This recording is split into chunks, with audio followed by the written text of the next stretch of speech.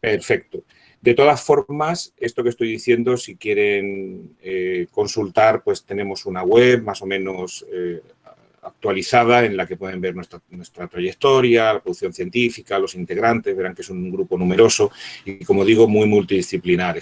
En el grupo hay biólogos, químicos, farmacéuticos, ingenieros de alimentos, ópticos, es decir, diferentes formaciones que han ido enriqueciendo poco a poco todo este enfoque, ¿no? Por empezar, con imágenes bonitas, a nadie se le oculta que el color nos rodea. El mundo es coloreado, nos es absolutamente habitual reconocer los objetos, los paisajes, los materiales a través de la impresión que producen en nuestra retina, es decir, a través del color. La naturaleza que nos rodea es esencialmente coloreada. Y evidentemente, el color supone un lenguaje que, por ejemplo, en el reino animal tiene diferentes motivos o diferentes objetivos, ¿no? La atracción de las flores para los insectos, y lo cual favorece la polinización, el significado de soy venenoso, ten cuidado conmigo, como puede pasar en esas especies de ranas, el cortejo nupcial, la agresividad, etcétera. El color supone en la propia naturaleza un lenguaje en sí mismo.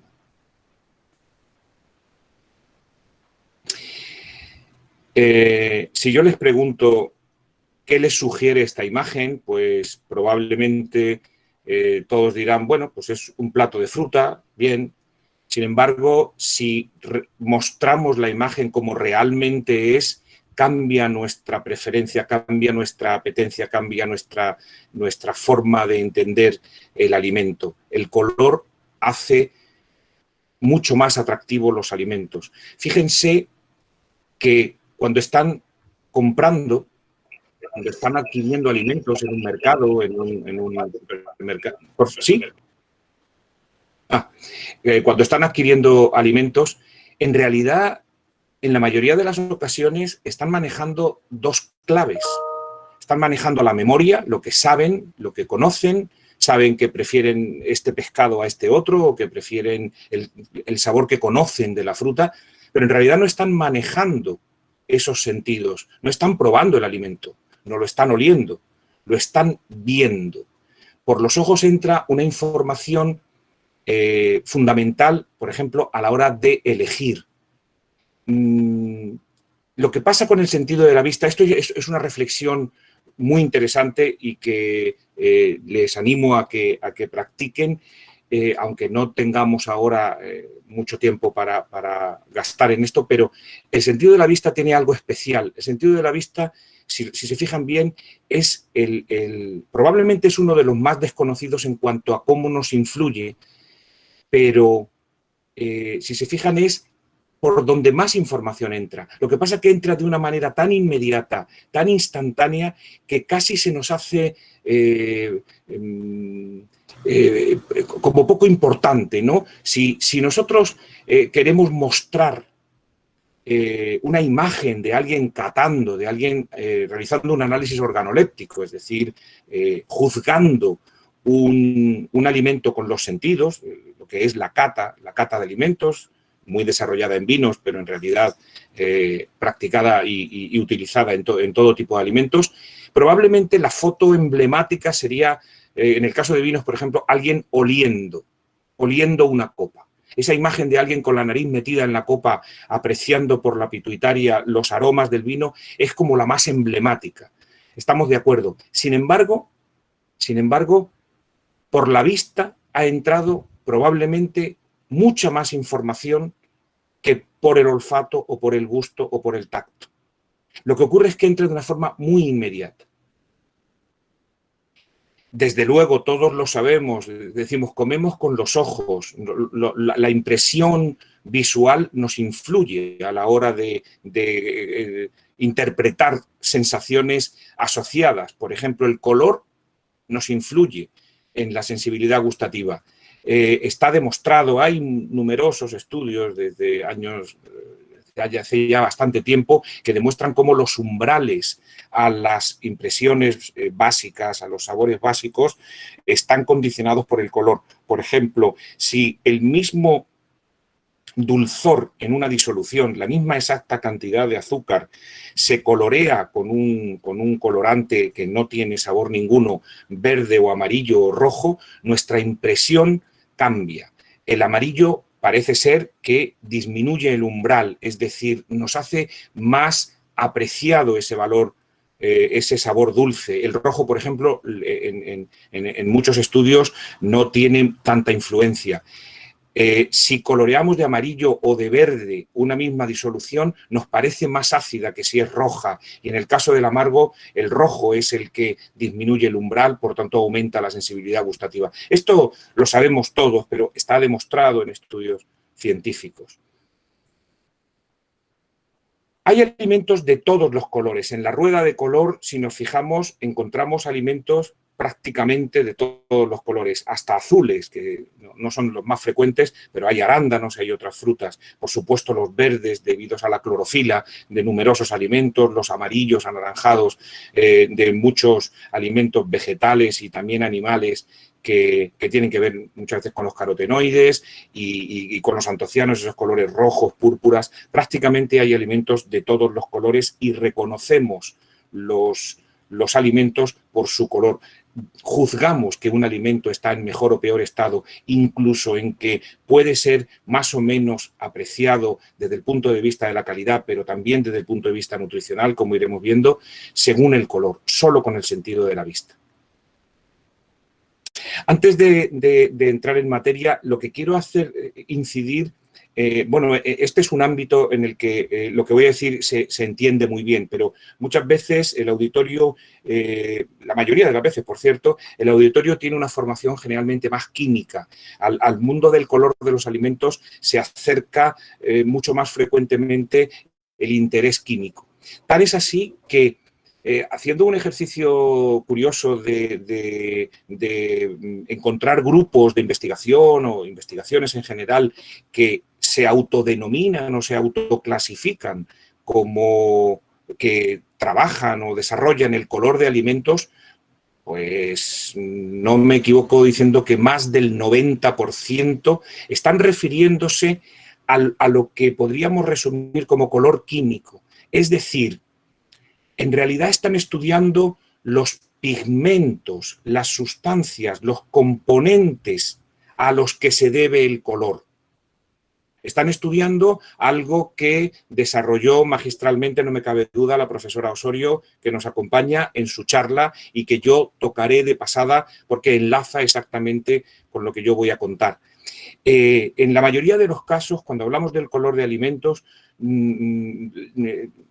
la investigación suele referirse al color químico, trabajan con esos materiales, con columnas de cromatografía, con cromatogramas, con componentes, con estructuras químicas. En este sentido, y esto ya lo saben porque lo han tratado en la charla de la profesora Osorio, pues hay pigmentos naturales y también añadidos, aunque no vamos a entrar en ellos, pigmentos naturales que son los que confieren el color a cada alimento. Por ejemplo, el gran grupo de los antocianos, que tiene una gran importancia desde el punto de vista químico por sus propiedades como componentes muy beneficiosos para la salud, antioxidantes, antiinflamatorios, demostradas propiedades anticancerígenas, y son los responsables del color de muchos vegetales, como la uva y, por tanto, el vino, de frutos rojos como fresas, arándanos, grosellas, etc. Siempre vamos a tener moléculas que tienen una alta conjugación electrónica debido a que tienen una gran secuencia de dobles enlaces conjugados, lo que hace que, por decirlo de manera rápida, esas moléculas sean más capaces de interaccionar con la luz. Cuando no sé si se verá, pero cuando estas moléculas tienen todos estos dobles enlaces seguidos, formando una estructura compleja, esto permite que los electrones puedan moverse con más libertad. Las probabilidades de que un electrón se encuentre en un determinado sitio son mayores y eso lo que le hace, para resumir, al compuesto es ser más capaz de interaccionar con la luz. Por tanto, es capaz de absorber luz. Y si absorbe luz, modifica la luz. Y si modifica la luz, aparece el color. El caso de los antocianos, el caso de los carotenoides, de nuevo una larga secuencia de dobles enlaces conjugados, en este caso más lineales, y que dependiendo de esta estructura, como luego veremos, confieren colores más en el ámbito entre los amarillos del limón, por ejemplo, hasta los rojos del tomate, pasando por los anaranjados de muchos zumos, de la zanahoria, etc. Los antocianos anteriores oscilan más entre los rojos y los violáceos, por ejemplo, ¿verdad? Las clorofilas, con la connotación tan radical en la vida como que prácticamente desarrollan una de las funciones más importantes que permite que exista vida por ejemplo, en la Tierra, y es la función fotosintética. Pero aparte se acumulan en partes de la planta, en partes aéreas de la planta, que también en muchos casos son comestibles, de tal manera que constituyen un componente de alimentos que les confiere esos colores verdes y que tienen, bueno, pues también demostradas propiedades saludables. De forma general, los fenoles, los antocianos, el primer grupo, son fenoles. Lo que ocurre es que son fenoles con un color rojo característico, pero todos los fenoles en general, es decir, compuestos que tienen grupos hidroxilo en un anillo aromático, tienen la posibilidad de adquirir color. Pueden existir fenoles no coloreados, luego los veremos, fundamentales también en el color, aunque sean no coloreados, pero como protectores del color en muchos alimentos, luego lo vamos a ver, pero ellos mismos en reacciones de polimerización, en definitiva, moléculas pequeñas que se unen entre sí y van formando cada vez moléculas más grandes. De nuevo, el mismo argumento.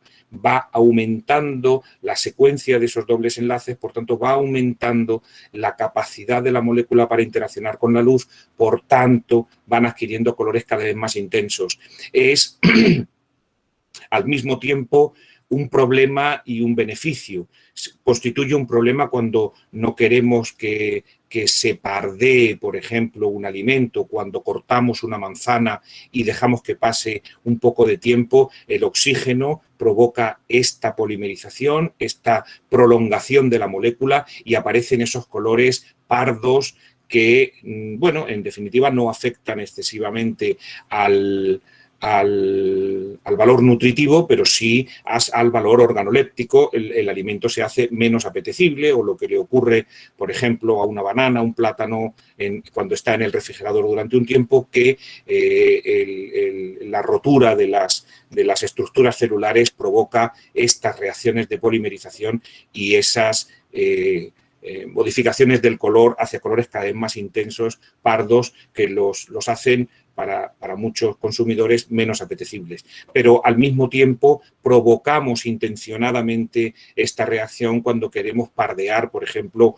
un vino generoso, un vino típico de la zona en la que yo vivo, en Andalucía Occidental, en el sur de España, en el sudoeste de España, en el que tradicionalmente se han elaborado vinos de alta graduación alcohólica en los que de manera intencionada se someten a procesos de envejecimiento, pues tal como se hace con el brandy o con el ron o con el tequila, en fin, con muchas bebidas, con el whisky, y que provocan de forma intencionada este mismo pardeamiento.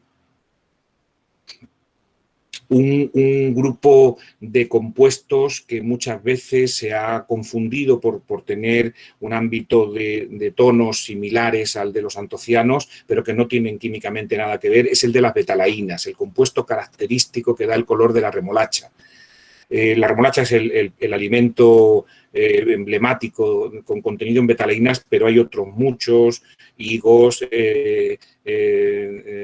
muchos, digamos, productos menos frecuentes en España, pero sí en zonas tropicales, por ejemplo, en Colombia, el uyuco, que me imagino que conocen, que es un tubérculo, la pitaya, etcétera, tienen contenidos en betalainas que son pigmentos muy promisorios, están ahora mismo en el foco de la atención de la ciencia porque proporcionan características que los permiten plantear como aditivos naturales para colorear otros alimentos con ventajas respecto a los antocianos porque son más estables, por ejemplo, al pH que los antocianos.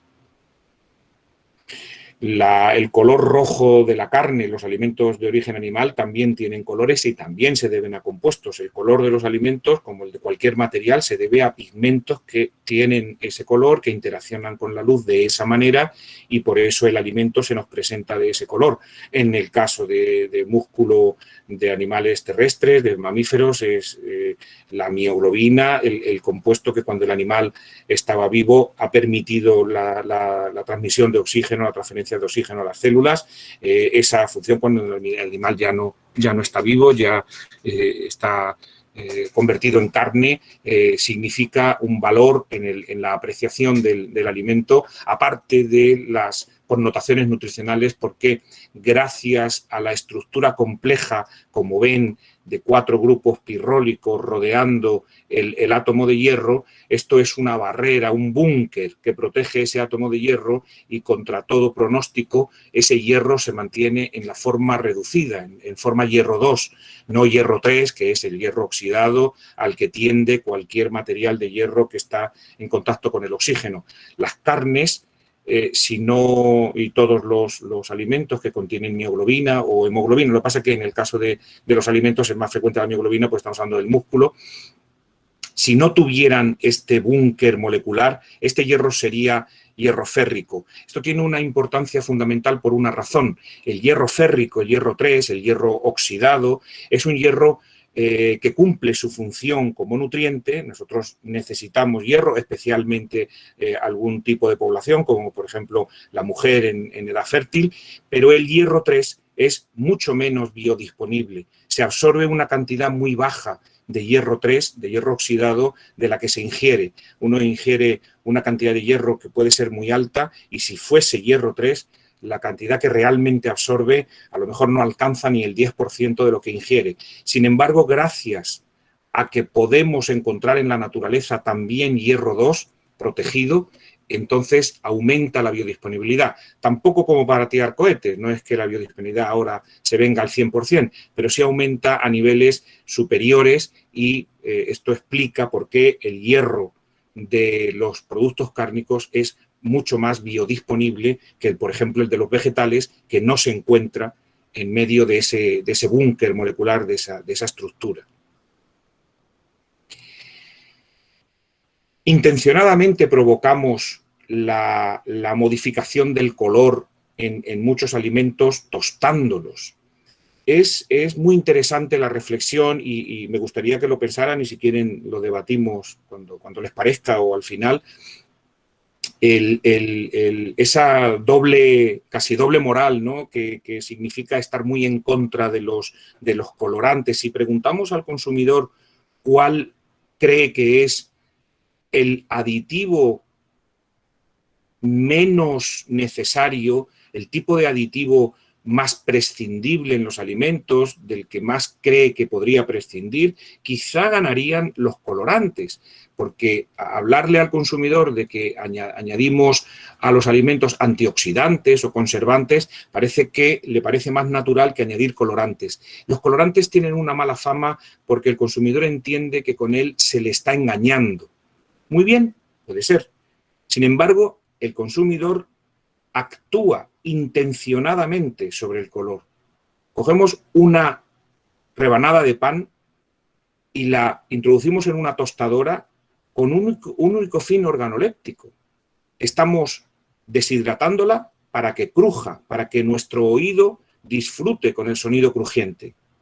Estamos provocando reacciones que producen compuestos de escisión, que son volátiles, que son aromas, para que esa rebanada de pan ya tostada tenga aromas apetecibles y además para que se intensifique su color. Los 3 objetivos de tostar el pan son exclusivamente organolépticos y estamos modificando negativamente el valor nutritivo del pan. Estamos reduciendo la biodisponibilidad de aminoácidos esenciales como la lisina. Pero no se equivoquen, esto no es alarmante. Consumimos lisina en muchos otros alimentos. Continúen tostando el pan, pero no se les oculte que están provocando un ligero deterioro nutricional a favor de mejorar las propiedades organolépticas, entre otras el color. Por resumir, modificamos el color a pesar del deterioro nutricional. No se alarmen, sigan haciéndolo. Consumen lisina en otros alimentos. Pero si me preguntan, ¿se pierde lisina en el tostado? Sí, es cierto. La lisina es uno de los compuestos que interviene en la formación de estas melanoidinas, que son estos compuestos también complejos, también interaccionan con la luz y que se producen cuando se tuesta cualquier alimento que contiene proteínas y carbohidratos. Es el caso del color que tiene la cerveza, que se manipula en el mejor sentido de la palabra, que se intensifica según queramos, cervezas más rubias o menos, es el color al que se debe los tonos característicos de la miel y muchos otros alimentos y, por supuesto, de cualquier producto de bollería, de panadería, etc. Muy bien, enlazando con lo que decíamos antes, evidentemente hay un enfoque químico sobre el estudio del color, pero en lo que yo quiero destacar, que es, digamos, nuestra especialidad, es lo que ustedes, el auditorio que tengo en este momento, sí entienden mucho mejor que lo que suele ser frecuente, que es el color físico, es decir, el color real, lo que auténticamente es el color que se mide con aparatos que miden luz, con aparatos que miden la luz que llega o la luz que sale de un alimento, la luz que llega al ojo, la que llega a la retina, la que se interpreta en el cerebro, etcétera, etcétera. Pero no perdamos esa dualidad. Para que comprendan qué hacemos en nuestro grupo de investigación es esta interfase, cómo se relaciona el color químico, la composición de los alimentos en pigmentos que confieren color con el color en sí mismo, el color que podemos medir como medimos la luz. Y, bueno, pulsar qué valor o qué información nos puede proporcionar esa comparación, esa correlación entre la visión química con la visión física del color. Bueno, la ciencia objetiva, exacta o la más exacta posible para medir el color de cualquier material se llama colorimetría triestímulo y vamos a ver de forma muy rápida en qué consiste. Si nos paramos a pensar, y esto puede hacerlo cualquiera, no hay que tener una formación muy especial, si nos paramos a pensar qué es necesario para poder ver, para poder apreciar con el sentido de la vista cualquier objeto, es evidente que tenemos que tener la luz encendida. En la oscuridad no se ve. O sea que nosotros necesitamos una fuente de luz. Por supuesto necesitamos el objeto que vamos a ver. Yo he puesto ahí una copa de vino, pero podría haber sido cualquier otro material. En nuestro caso, pues cualquier otro alimento, por ejemplo. Pero con estas dos componentes, con estos dos actores, todavía no estamos viendo. Hace falta el tercero, hace falta el ser humano, hace falta el ojo y hace falta el cerebro. Con estos 3 o 4, si quieren, es cómo se puede producir el acto de la visión. ¿Qué ocurre? Es fácil de entender. La luz, que ahí representamos como un sol o como un luz diurna en un día cubierto de nubes, en fin, cualquier luz, natural, artificial, lo que sea, esta luz, por decirlo de alguna manera, bombardea el objeto. El objeto está expuesto a esa luz. Ese objeto tiene pigmentos. Ese objeto tiene moléculas, como ya hemos visto, en este caso un antociano, que tiene una importante conjugación electrónica, por tanto tiene una alta capacidad de interaccionar con esta luz. Y lo que hace es capturar parte de la luz. Cuando piensan en luz blanca, a ustedes no hay que explicárselo, en realidad piensan en un mazo de cosas, en un conjunto de cosas, un montón de longitudes de onda, un montón de luces viajando juntas y que dan finalmente la sensación de blanco. Muy bien, el objeto encuentra posible absorber, utilizar para subir a un nivel energético superior parte de esa luz, algunas de esas longitudes de onda, por decirlo rápido. De tal manera que el objeto secuestra una parte de la luz que le llega. Por tanto, no sale del objeto toda la luz que entró, sale la que al objeto no le interesa, la que el objeto no sabe qué hacer con ella. Y esa es la que llega al ojo. A mí me gusta decir que en el reparto de la luz, el objeto elige primero y el observador se queda con el resto. Claro, la luz que sale del objeto y que entra por el ojo hasta la retina es una luz, por decirlo de alguna forma, mermada. Es una luz que, debido a que el objeto contiene pigmentos y ha robado, secuestrado una parte de esa luz, a la retina llega la otra parte. Bien, pero si solo se quedase en la retina, aún no habría color. Es necesario que el ojo se relacione con el cerebro, envíe a través del nervio óptico la señal que ha producido, el estímulo que ha producido esa luz en la retina. Una retina que está compuesta pues, por una alfombra de células, una alfombra de conos y bastones. En la apreciación del color nos fijamos especialmente en los conos y resulta que la evolución ha hecho que el ser humano tenga 3 tipos de conos. El hecho de que tenga 3 tipos de conos significa que en realidad cada tipo manda una señal distinta al cerebro. Es decir, en realidad no viaja una señal sino 3. De aquí el término triestímulo. Una luz, un objeto, una luz que sale del objeto, pero finalmente 3 sensaciones, 3 señales que llegan al cerebro y el cerebro las interpreta. El color es la interpretación de esa señal. Si no hay fuente de luz, no hay color. Si no hay objeto, no hay color. Si no hay ojo, no hay color. Pero no lo olviden, si no hay cerebro, no hay color. En realidad, siendo estrictos, el color no es una propiedad del objeto. El objeto es un agente que quita parte de la luz. Pero es que ni siquiera el color es una propiedad de la luz. El color es una sensación, o sea, una respuesta mental a esa propiedad de la luz. Por abreviar, muchas veces decimos que el color es una propiedad de los objetos. No vamos a dejar de decir que un tomate es rojo. Pero en realidad, lo que es roja es la luz que sale de un tomate. Pero en realidad, lo que es roja es la respuesta de nuestro cerebro a la luz que sale del tomate. Claro, entendiéndolo así, podemos comprender cómo podemos calcular el color. Ahora vamos a entrar en ello. Para recalcar la idea de la importancia de la iluminación, si yo les muestro una copa de vino que está iluminada virtualmente por un sol, pues supongamos que el color que ustedes aprecian es el que ven ahí. La pregunta es, ¿están de acuerdo en que si iluminase con una luz artificial, el color del vino cambiaría? Todos dirían que sí. Entonces, ¿cuál es el color del vino? ¿El de la izquierda o el de la derecha? Los dos. El vino no tiene un color. El color del vino depende de la luz que lo ilumina. Esto es muy importante. Para sentar las bases de la colorimetría es necesario comprender algo que no me voy a entretener, como es lógico. Por dispersión refractiva podemos probar perfectamente que en realidad la luz blanca, como les decía, es un mazo de luces, un mazo de longitudes de onda, un conjunto de posibles estímulos.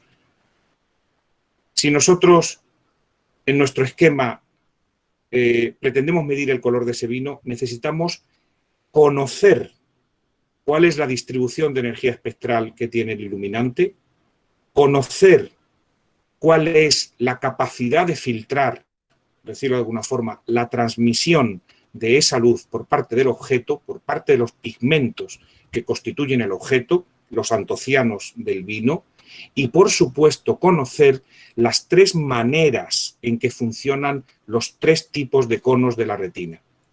Claro, ahora, si nosotros ponemos el ejemplo de una manzana, una manera de interaccionar con la luz y una luz, un iluminante que tiene una manera de iluminar, una distribución de energía radiante espectral, y ponderamos una con otra, lo que obtenemos es el espectro de luz roja que sale de la manzana, producto de la ponderación de las 2 anteriores. Y ahora esa luz que sale de la manzana interacciona con la retina, pero con la retina que casi podríamos decir en plural, con nuestras retinas, con nuestros 3 tipos de conos, de 3 tipos de células receptoras, de tal manera que cada luz, mejor dicho, la luz interacciona con cada tipo de cono, produciendo 3 señales distintas.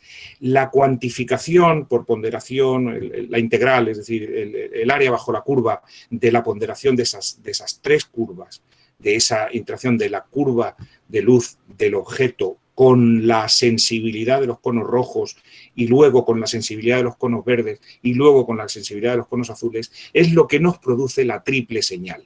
Si esto lo llevamos a un esquema de razonamiento que podría ser lo que podríamos entender por un espacio pseudo-vectorial, pseudo porque no tiene elemento nulo, pero bueno, un espacio vectorial como estamos acostumbrados, entendemos que cualquier color está formado por una suma algebraica de 3 componentes primarios. Esto es lo que nos enseñaron cuando pequeños, cuando nos decían que cualquier color se puede obtener con la suma de los 3 primarios.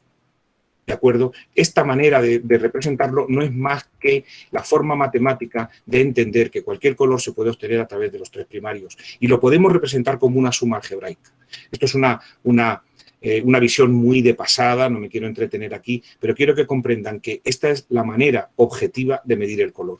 De tal forma que a través de una serie de aproximaciones matemáticas que lo que hacen es ni más ni menos que emular la función del cerebro interpretando, terminamos llegando a sistemas complejos de representación del color.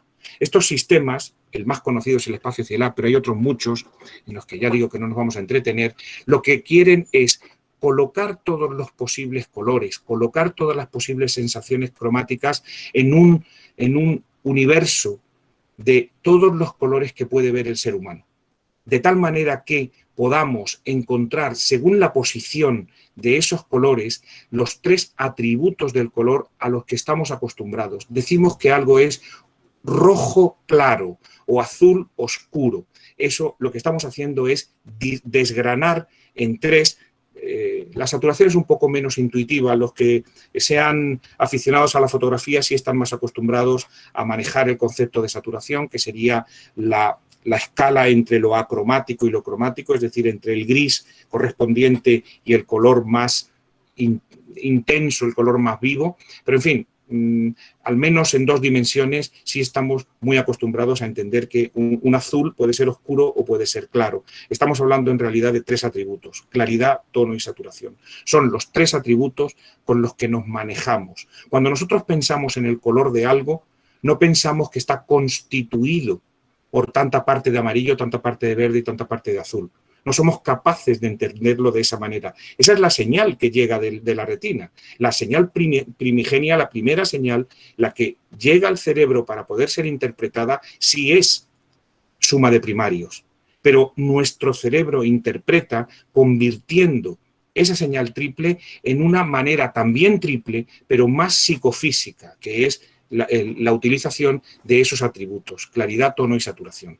Con esto construimos nosotros esa investigación sobre el color en relación con la calidad de los alimentos, pero siempre basado en colorimetría triestímulo. Veremos algunos ejemplos de otros sistemas de medida de color mucho menos exactos y veremos cómo es posible demostrar que se cometen graves errores con la utilización de esos otros sistemas. Bueno, pues toca repasar con ejemplos. Hay muchísimos ejemplos. Aquí solo traigo algunas aplicaciones concretas que hemos ido desarrollando y que creo que les resultarán ilustrativas. Para que entiendan a qué nos dedicamos, pues nuestro centro, digamos, de gravedad sobre lo que circula todo es el color de los alimentos, y se comenzó con la mera caracterización cromática. En sí misma, decir de qué color es algo tenía interés, porque algunas veces incluso tiene interés legislativo. Es decir, por ejemplo, ¿qué les digo?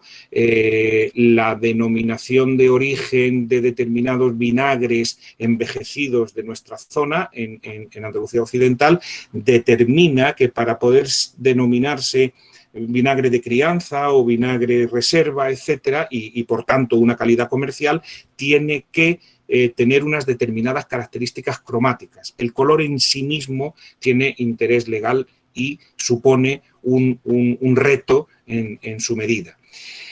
Automáticamente, en cuanto uno se dedica a medir el color de los alimentos, se da cuenta que tiene que estar permanentemente poniendo a punto metodología colorimétrica. Los alimentos son muy distintos entre sí, son líquidos, son sólidos. Los líquidos se prestan a poder medir de dos formas, por reflexión y por transmisión. El color transmitido, es decir, la luz detrás del objeto, atravesando el objeto y llegando hasta mis ojos, produce una interacción con el alimento distinta a si la luz, como es más frecuente, está sobre nuestras cabezas y se refleja en el alimento y el reflejo llega a mis ojos. De tal manera que hasta eso condiciona la metodología y condiciona la respuesta. Entonces, la propia puesta a punto de metodología colorimétrica es otro de los pilares de la investigación. Pero el pilar más importante, el objetivo último en el que más esfuerzo dedicamos, es el que les estoy hablando, que es la relación entre el color y la composición. La relación entre el color, medido por colorimetría triestímulo, y la composición en pigmentos. Podemos decir que en todos los alimentos, sin excepción, el color tiene alguna importancia. Mayor o menor, pero en todos tiene algún sentido medir el color. Desde derivados de uva, que nos ha ocupado por razones evidentes, porque es uno de los alimentos además más estudiados en cuanto a color, y además el alimento emblemático en el juicio sensorial y por tanto también visual, que es el vino, en general en derivados de la uva, en lo que tan importantes son los compuestos antociánicos y los compuestos fenólicos en general. En muchísimas frutas, en frutas que tenemos cultivadas en España desde siempre, tradicionales, como frutas más ajenas a nuestro país, pero muy propias de países como Brasil, Colombia, Argentina, etcétera. Con Colombia hemos trabajado mucho, con la profesora Osorio, con guayaba, con gurupa, con numerosos alimentos que para ustedes, o frutas que para ustedes son muy conocidas, en Brasil con jaboticaba y azaí, etcétera. Zumos cítricos específicamente ha sido o es una línea de investigación muy importante, porque los componentes coloreados, los pigmentos que los componen, los que les dan el color característico al limón, la naranja, etcétera, son carotenoides y tienen una importantísima función antioxidante y provitamina A como nutrientes. Otras hortalizas, tomate o remolacha, tan característica por su contenido en betalaínas, mieles, estudios muy intensos de caracterización de diferentes tipos de mieles. El reto en las mieles es intentar encontrar métodos que permitan determinar el origen floral, que es una de las, digamos, valores comerciales más importantes. Evidentemente, el aceite de oliva, especialmente, para nosotros es un producto de una enorme importancia comercial, y el color es muy apreciado. La cosecha de la aceituna más temprana o más tardía condiciona que las clorofilas, el color del aceite de oliva, como de muchos aceites, pero el aceite de oliva específicamente, es un color que está condicionado por los dos grandes grupos de pigmentos que contiene, que son clorofilas y carotenoides. Los clorofilas y carotenoides están en la aceituna desde el primer momento. Los carotenoides son algo más estables y son los que permanecen, y las clorofilas, según va avanzando la maduración, se van perdiendo. De tal manera que inicialmente, en cosechas muy tempranas, la que podemos estar obteniendo dentro de pocas semanas ya, aceitunas muy verdes, tienen contenidos en clorofila tremendamente grandes y colores verdes muy intensos, y que van perdiéndose por la inestabilidad de esos pigmentos hacia para dar lugar a que, digamos, reaparezcan los colores amarillos de los carotenoides. Y como decía, en productos cárnicos, en los que además también hemos aplicado algo que hoy no dará tiempo a ver, como son la medida de la textura visual. Por ejemplo, en vinos, Peinot decía que el vino es, el color es la cara del vino, en él se lee en su edad y su carácter. Afirmaba algo tremendo, y es que cerca del 70%, 80% de la información que recibimos de un vino la recibimos por la vista. No nos lo parece, yo lo sigo contando y me sigue pareciendo increíble, pero es que por la vista entra una cantidad de información tan inmediata y tan abundante a la que estamos tan acostumbrados que no le damos la importancia que tiene. Cualquier experto en vinos sabe que en igualdad de condiciones distintas variedades de uva producen vinos de colores distintos. Variedades francesas, tan conocidas como Cabernet Sauvignon, por ejemplo, tienden a producir vinos de rojos negruzcos.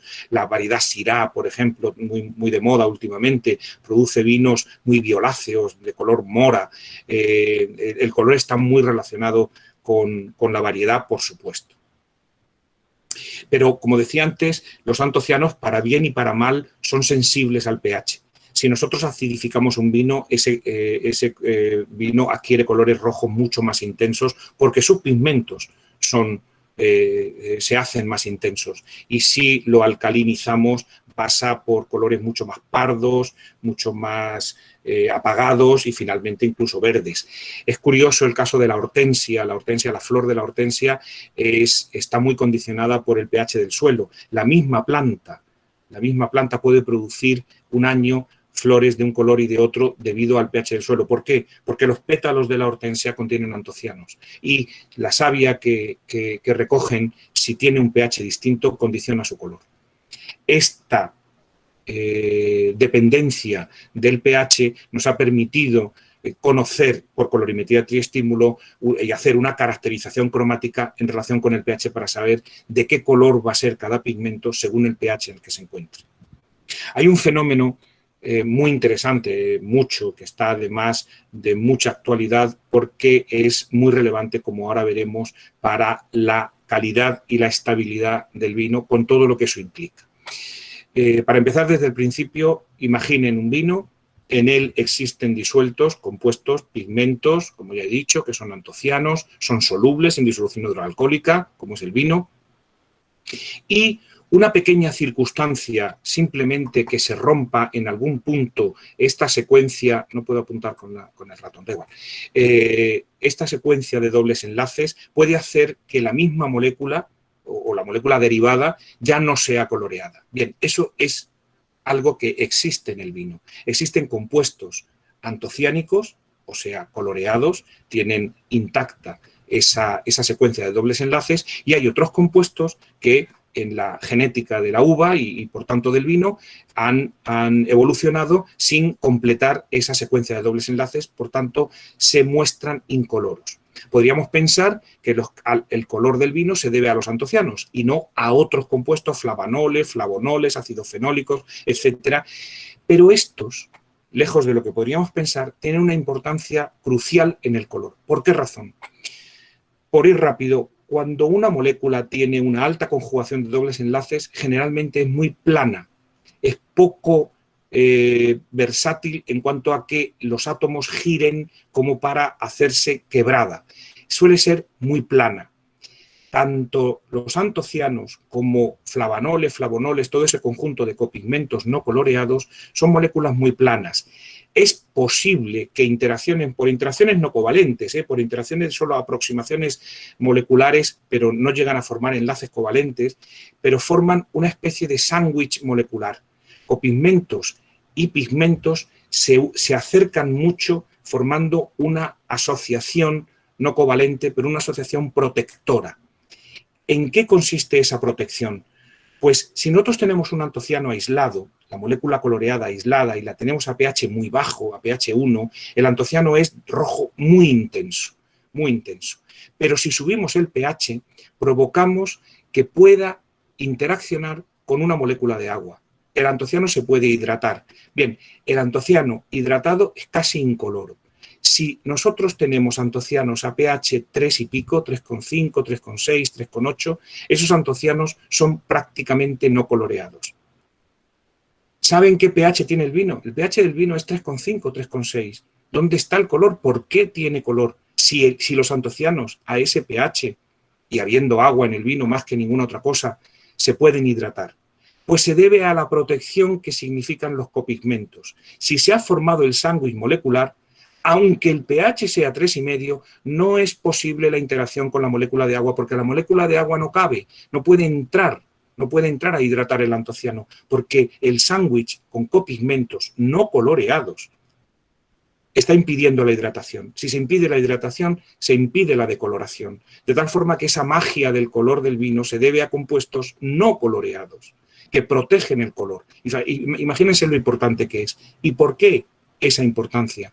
Porque el hecho de conseguir una buena copigmentación significa un noviazgo inicial, por decirlo de manera simpática, entre pigmentos y copigmentos, que poco a poco van consolidándose en finalmente un matrimonio covalente que nos va a producir pigmentos protegidos que van a permitir que el enólogo tome la decisión más difícil de la evolución de un vino. Es si lo mete en madera o no. Meter millones de litros de vino en toneles de madera no es una decisión fácil. La madera, como todos saben, no es un recipiente hermético, ni queremos que lo sea. Queremos que el vino interaccione con el oxígeno. Queremos que el oxígeno pase lentamente por los poros de la madera e interaccione con el vino. Pero si ese vino no tiene una buena estructura de pigmentos, si ese vino no tiene una buena estructura sólida, lo que llamamos cuerpo, que va a permitir que ese vino evolucione positivamente gracias a la interacción con el oxígeno, lo que vamos a hacer es matar el vino en madera. Si hemos conseguido una buena copigmentación inicial, hemos conseguido una buena formación de pigmentos estables y entonces podemos meter el vino en madera. Y con nada que sepan de vino saben que cuando un vino está envejecido, su precio en el mercado, su valor, se puede duplicar, triplicar, multiplicar por 10 y por 100. El consumidor aprecia muchísimo y está dispuesto a pagar muchísimo más dinero por un litro de vino envejecido que no envejecido. Imagínense lo importante que es finalmente en el valor añadido esa curiosidad química que es la protección del color gracias al fenómeno de copigmentación. Bueno, la colorimetría nos ha permitido establecer esa copigmentación con metodologías triestímulo, es decir, conocer verdaderamente cuál es la capacidad de esos copigmentos de proteger el color. El método tradicional es un método simplemente espectral, se fija solo en la absorción a 520 y nosotros proponemos una medición de todo el espectro, de todo lo que se puede condicionar debido a ese fenómeno de copigmentación que protege el color. Otro ejemplo, el color de las fresas. Este es un caso muy curioso. Se nos planteó participar en un estudio sobre calidad de fresas que se cultivaban en cultivos hidropónicos. La cuestión no era identificar si el color era mejor o peor o qué diferencia había entre el cultivo tradicional en suelo y el cultivo en lecho fluidizado, es decir, en lecho de agua con nutrientes, que es mucho más rápido y es mucho mejor manejable, sino entre dos sistemas de cultivo hidropónico.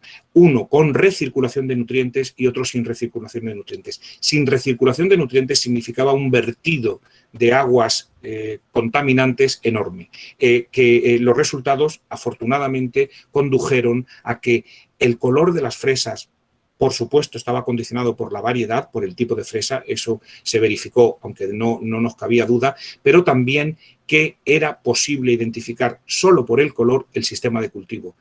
la buena noticia fue que el color más apreciado fue precisamente en el que tenía recirculación de nutrientes. Doble beneficio, mejor color y encima un gran beneficio medioambiental. Con grupos de Brasil hemos trabajado, por ejemplo, es posible en la posibilidad de utilizar la colorimetría en el control de procesos de algo que hoy en día en la ciencia de alimentos es tremendamente de actualidad, que es la utilización de pigmentos, colorantes naturales para ir sustituyendo a los colorantes sintéticos. Sobre esto podemos hablar, pero los colorantes sintéticos tienen muy mala fama, existen muchas noticias, no siempre ciertas, sobre los perjuicios que pueden producir sobre la salud, que hiperactividad, etcétera, y entonces el consumidor demanda, muchas veces con gran desconocimiento, pero demanda productos naturales. Pero la obtención de esos colorantes de la naturaleza exige técnicas respetuosas con el pigmento. De nada nos vale obtener una gran cantidad de pigmento a partir de jaboticaba o de azaí, frutas típicas de la selva amazónica, si no se obtienen de calidad. Porque puedo tener mucho, pero de muy mala calidad, que luego no tiene un buen poder colorante. Con la profesora Osorio, con el grupo de la profesora Osorio, hemos trabajado en el Departamento de Química de la Nacional, hemos trabajado en cómo influye sobre el color la deshidratación osmótica de frutas y cómo esto nos puede permitir identificar el efecto que tiene esa operación sobre el alimento. La diferente estructura de carotenoides permite agruparlos por colores, es decir, los colores de los carotenoides que constituyen el limón o la naranja son diferentes precisamente porque su estructura es distinta. Es muy interesante, mucho, un estudio que pudimos hacer cómo con colorimetría triestímulo fuimos capaces de predecir el potencial valor provitamínico A. Los carotenoides son provitamina A, es decir, son compuestos que en el interior del organismo se convierten en vitamina A. Ya saben que la vitamina A es una vitamina liposoluble cuya principal función es proteger la retina. Bien, pues la falta de vitamina A, de hecho, produce lo que llaman ceguera nocturna, una enfermedad muy extensa, muy importante y que causa graves daños en la salud de poblaciones muy importantes. Bien, pues la ingesta de compuestos provitamínicos produce esa transformación en vitamina A que luego se aprovecha en el organismo. Bien, los vegetales contienen la provitamina, que son los carotenoides. El zumo de naranja contiene carotenoides muy abundantes de diferente estructura que tienen actividad provitamínica y el color de esos carotenoides es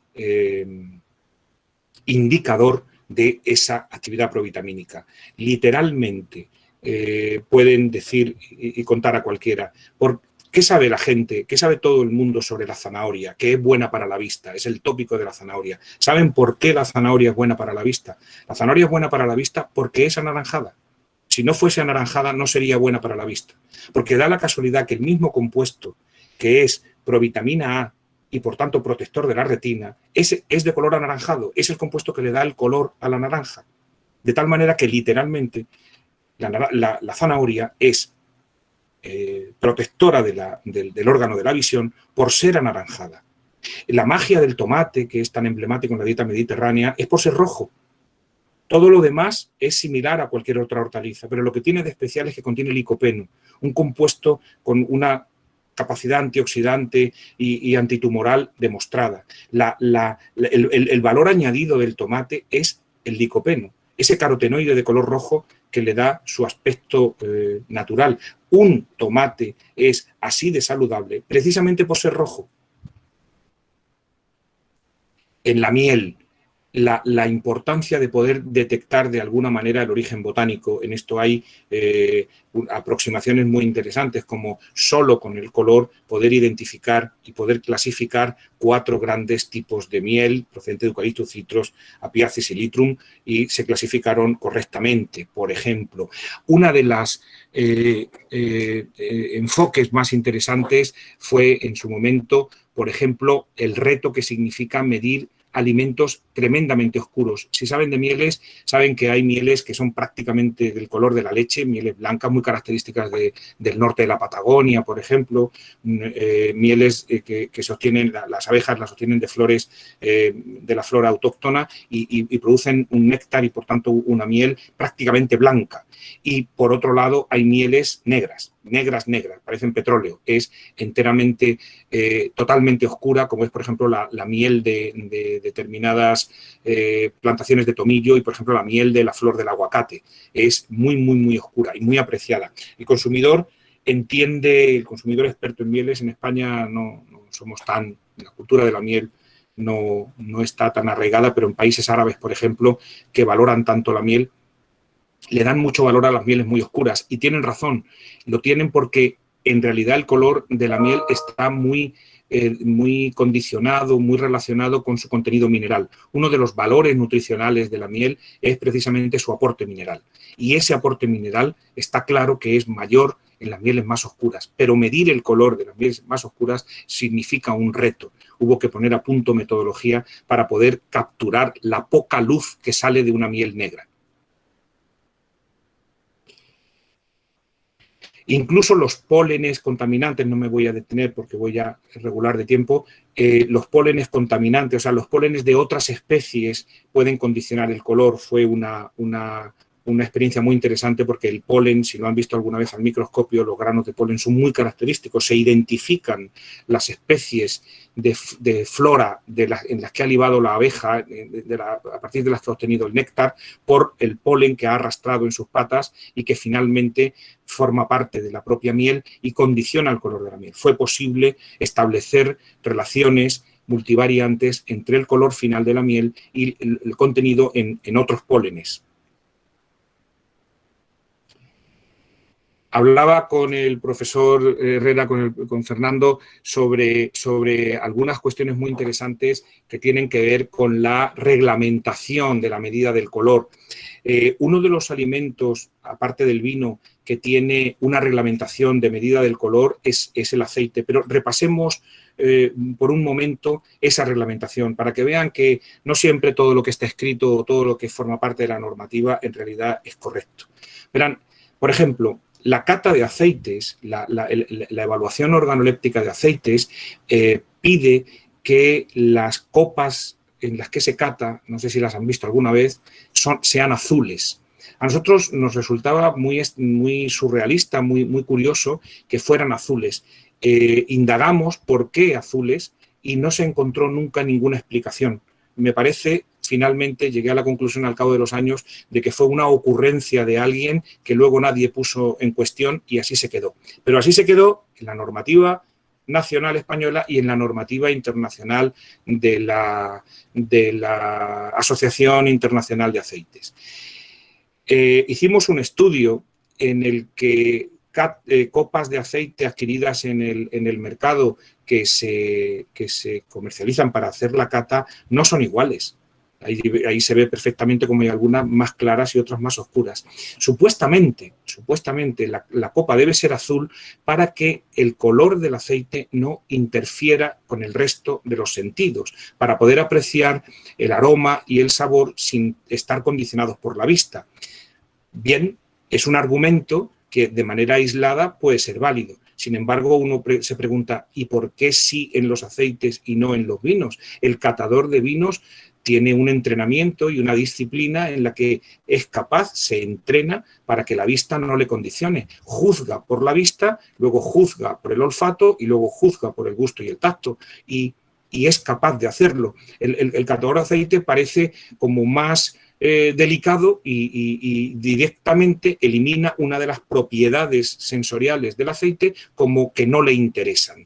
Bien, respetemos eso, no le interesan. Pero si lo que quieres es anular el color de algo verde, nunca sería con una copa azul. De momento tendría que ser con copas de color suficientemente intenso para que de verdad tapen el color.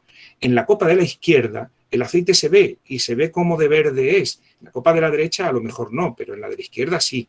Hicimos un estudio por espectrorradiometría en el que miramos el aceite con los ángulos de visión que puede utilizar un catador y dedujimos que el color era apreciable en ese tipo de copas, por tanto la copa estaba mal elegida y no estaba bien estandarizada. No existe en la normativa una definición exacta de esa copa.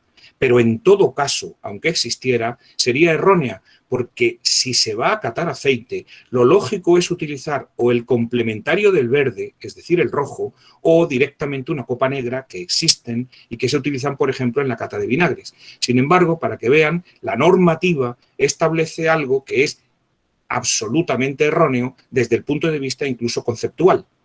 Y siguiendo en este sentido, les diré que resulta que los catadores de aceite se privan de medir el color con la vista porque supuestamente les influye y el color no interesa ser juzgado. Sin embargo, el color del aceite es un parámetro de calidad que se recoge en la normativa. Es un contrasentido. Por un lado, en el anexo organoléptico se ignora, yo nunca he entendido por qué, pero es que luego en la normativa se recoge un método para medir el color. Pero ese método, verán en qué consiste. El método consiste en una comparación visual con patrones.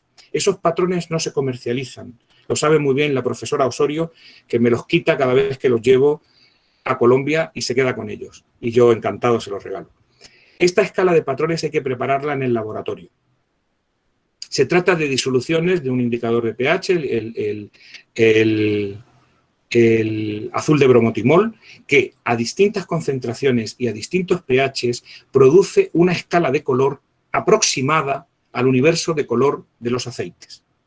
Lo que ocurre es que cuando consultábamos, entrevistábamos a catadores de aceite que tenían que hacer esta apreciación visual, ahora sí utilizan la vista para comparar, es un contrasentido absoluto, decían que tenían graves dificultades para hacer la comparación. Fíjense, hay que preparar la batería de disoluciones, que son 60, 6 por 10, cada tanto tiempo, ahora lo vamos a ver. Y luego hay que tomar en un recipiente idéntico, que por cierto no está establecido ni el grosor del vidrio, ni el tamaño, ni el ancho de paso de luz, etcétera, etcétera, tienen que comparar y elegir el patrón que más se parece. Lo que llegaban a la conclusión la mayoría de las veces es que no encontraban el patrón porque el aceite estaba fuera de escala o porque en realidad el aceite estaba más o menos entre dos patrones. El método oficial, legal, establecido en la legislación nacional y en la legislación internacional, no dice cómo hay que hacer la comparación visual, no dice si se debe hacer con luz de día o con luz artificial, no habla de la geometría de observación, no dice si hay que mirar esa comparación con un ángulo de 45 grados o con un ángulo de 180 o con un ángulo de 90 grados. No establece el grosor del recipiente en el que se tiene que hacer ni, por supuesto, la calidad del vidrio. Bien. Con una imagen vale más que 1000 palabras. Los puntos gruesos son la escala. Los puntos finos, puntos rojitos, gruesos, son la escala de patrones, son los 60 patrones. Los puntos finos es una colección de 1700 aceites de oliva. Fíjense que una enorme cantidad de aceites cae fuera de escala, pero lo que es peor, una enorme cantidad de patrones no sirven para nada. ¿Se dan cuenta? Midiendo por colorimetría triestímulo. Pero no solo eso, se prepararon expresamente tres escalas de patrones en el laboratorio expresamente para hacer el ensayo. La precisión y exactitud dejó mucho que desear. Las 3 escalas fue imposible prepararlas de manera idéntica. Pero lo último ya es tremendo. La propia reglamentación establece que esta escala tiene caducidad, que tiene una validez de 6 meses y que cada 6 meses hay que volver a prepararla. Nosotros hicimos un estudio de reproducibilidad y vimos que efectivamente a los 6 meses empezaba a cambiar de color de manera intolerable. Pero lo peor de todo es que durante el primer mes sufría cambios de color que hacían inviable la escala. En definitiva, hay que preparar cada 6 meses 60 disoluciones que, aunque se preparen con todo cuidado, tienen graves problemas de variabilidad, pero al prepararlos hay que esperarse un mes, porque hasta dentro de un mes no tienen un color estable, y al cabo de los 5 meses siguientes hay que volver a prepararlas para volver a esperar un mes, para que luego, miren la gráfica de arriba, no sirvan para casi nada. Todo por no tomar un poquito de aceite, ponerlo en una cubeta, medir su espectro y calcular por colorimetría triestímulo su color exacto. Este es el método oficial en aceite, Fernando. Esta es la barbaridad de lo que aún permanece en la normativa y que es muy difícil de cambiar. Le dices a la industria del aceite que tiene que hacer otra cosa y desoyen completamente la recomendación. Afortunadamente, en la legislación de vinos sí se han dado pasos hacia, que empezó siendo ya estudios colorimétricos con errores y se han ido perfilando, y hoy en día la metodología que está establecida como normativa internacional por la OIV, la Oficina Internacional de la Viña y el Vino, de la cual se extraen las diferentes reglamentaciones nacionales de los países que reglamentan el vino, como España, Francia, etcétera, sí es por colorimetría triestímulo. Nosotros, bueno, intentando aportar algo a todo este caos, hicimos un estudio para proponer una nueva escala, si era necesario comparar visualmente, que pensamos que no lo es, pero en caso de que eso fuera intocable, pues por lo menos comparar con disoluciones preparadas con mucha mejor precisión, con algún colorante que sea más estable, y propusimos una nueva escala uniforme de color para cuando se quiera seguir haciendo comparaciones visuales. Por supuesto, es posible encontrar la correlación entre los pigmentos del aceite y su color, la colorimetría triestímulo, y como una curiosidad interesante, estudios de una línea que hay en los que trabajamos en colorimetría, que es la línea de color y emoción, parece bastante curiosa. Hay grupos asiáticos muy destacados que trabajan en lo que se llaman emociones del color. Ellos trabajan desde el punto de vista cultural cómo los colores suponen diferentes emociones. Es conocido que en el ámbito anglosajón se tiene una mayor aversión por los colores oscuros. Es frecuente manejar una idea, y es que un niño pequeño, y eso es cierto, un niño pequeño es más improbable que se lleve a la boca un objeto de color oscuro que un objeto de color claro que le resulta más atractivo. Esto está muy agudizado, parece ser, en la cultura anglosajona, y entonces existen diferentes emociones de color. A nosotros se nos planteó, y contactamos con estos grupos y se trabajó en conjunto con ellos, una idea. En Colombia ocurre igual, se ha manejado, bueno, ahora ya a lo mejor no tanto, pero se ha manejado la idea de China como el gran comprador. Yo creo que al final lo que China es el gran vendedor, pero en fin, todos queremos vender en el mercado chino porque eso significaría un avance en nuestra economía impresionante, y por supuesto el mundo del aceite de oliva no es menos y ha tenido como esa ambición. Pero la pregunta es, una cultura tan lejana y tan acostumbrada a considerar el aceite como algo meramente instrumental para freír, en el que no tiene un valor específico en sí mismo, los aceites de soja, etcétera, que no se aprecian como el de oliva, ¿será capaz de entender colores tan intensos? Es decir, ¿verán tan atractivo un color verde intensísimo como algo bueno? ¿No será posible que lo interpreten como algo negativo al ser tan oscuro? Hicimos estudios en colaboración con ellos basados en una metodología por pares, bastante compleja, de color y emoción, para conocer a través de un proyecto qué emociones, qué interpretación, qué respuesta psicológica podría tener este tipo de aceites, que para nosotros es tan atractivo. A mí cuanto más verde y más intenso, más me gusta. Pero si me retraigo a otro tipo de culturas, puedo entender que eso pueda resultar chocante, ¿de acuerdo? Y por último, pues la colorimetría en otras de las aplicaciones nos ha permitido mejorar mucho, avanzar mucho en la apreciación sensorial. Si alguien ha tenido algún contacto con la cata de alimentos, verá que la fase visual pasa como de puntillas, se centra muchísimo más, en el caso del vino, por ejemplo, muchísimo más en la fase olfativa. Si vemos una ficha de cata, un pequeño espacio arriba pregunta intensidad de color, buena, mala, tal, puntuación, tal y cual. Y ahora llega olfato y empiezan aromas primarios, aromas secundarios, aromas terciarios, buque, aromas florales, vegetales. Ahí está todo el abanico de posibilidades y ahí la ficha se desarrolla y pregunta y el catador está muy acostumbrado a reflexionar con la nariz.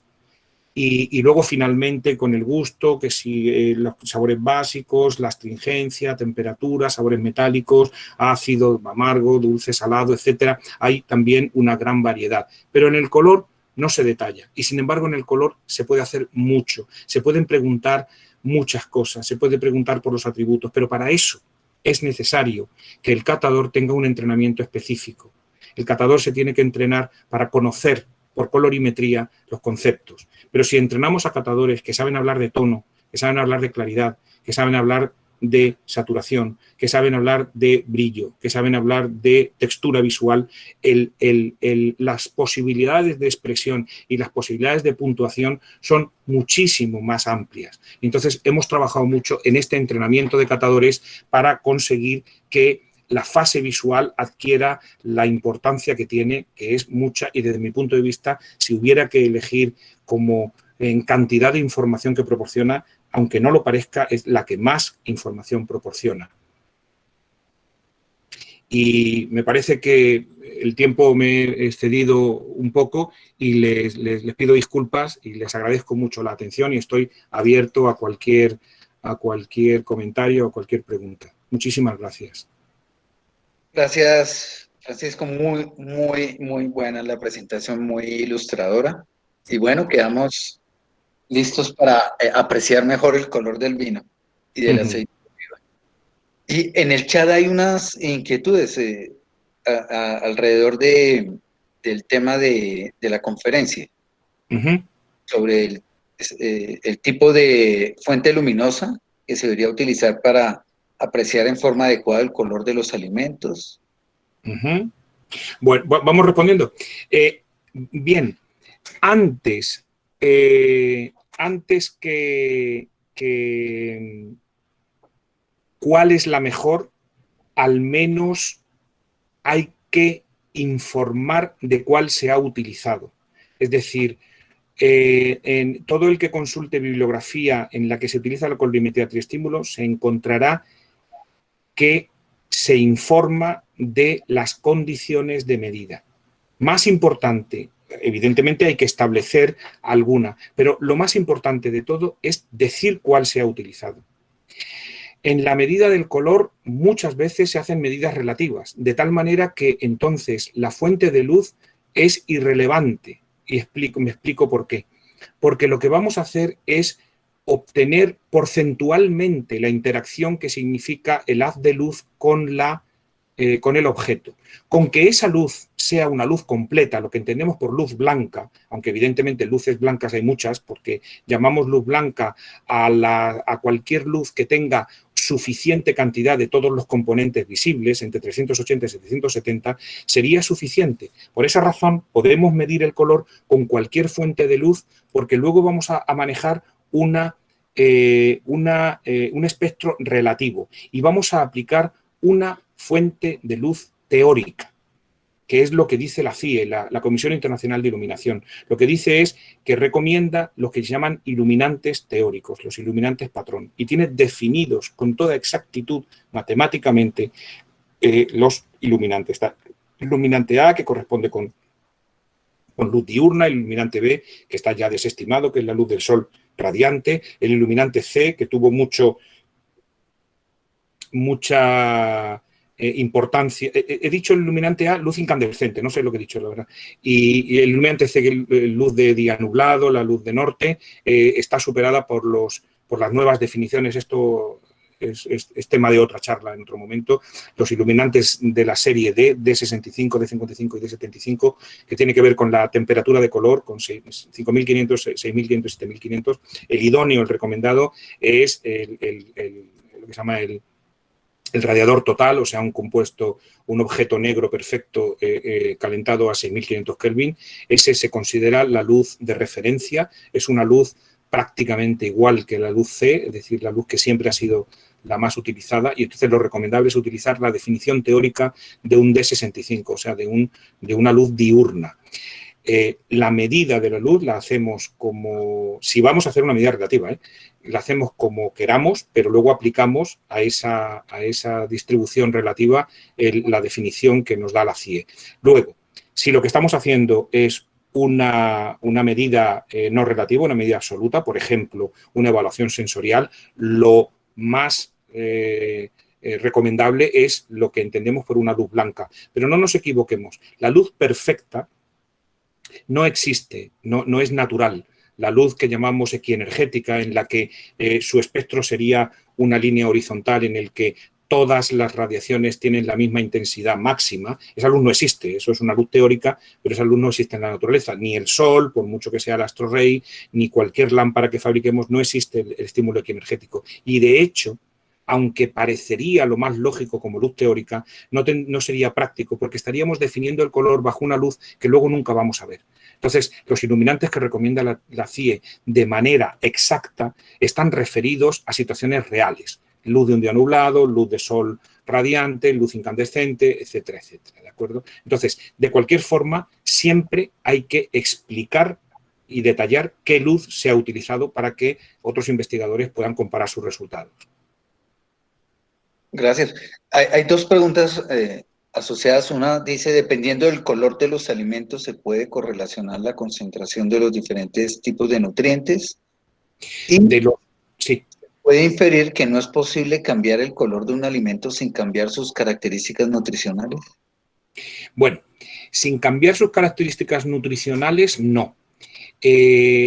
Vamos a ver, los alimentos contienen componentes, compuestos químicos, evidentemente. Son en sí mismo un conjunto de compuestos químicos. Algunos de esos compuestos químicos son nutrientes y otros no lo son. Bien, si los nutrientes tienen color y por tanto el alimento debe su color en parte o totalmente a nutrientes, es el caso del zumo de naranja, modificar el color necesariamente modifica el valor nutricional, porque los pigmentos son nutrientes. Ahora bien, si nosotros tocamos, corregimos, cambiamos el contenido en vitamina C, que también es un nutriente, pero no es coloreado, estaríamos modificando el valor nutritivo, pero no modificando el color. Los nutrientes son parte de toda la composición, no es toda la composición. Y por otro lado, los pigmentos son parte de la composición, no todos los componentes son coloreados. Cuando eso de manera directa. Por otro lado, cuando nosotros observamos cambios de color, aunque no se deban directamente a cambios de nutrientes, sí pueden indicar o ser un indicio de un cambio en el valor nutritivo. Por ejemplo, nosotros observamos que una manzana, un plátano, ha cambiado su color y se ha hecho pardo, se ha puesto oscuro.